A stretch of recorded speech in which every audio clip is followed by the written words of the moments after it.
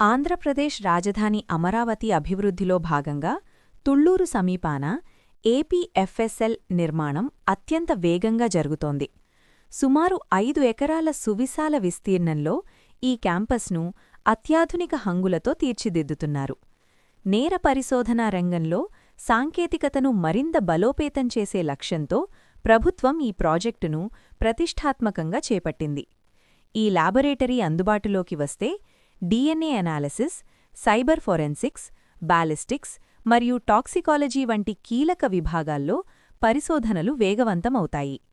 గతంలో నమూనాలను ఇతర ప్రాంతాలకు పంపాల్సి వచ్చేది, కానీ ఈ కొత్త ల్యాబ్ ద్వారా రాష్ట్రంలోనే త్వరితగతిన ఫలితాలు పొందే అవకాశముంటుంది.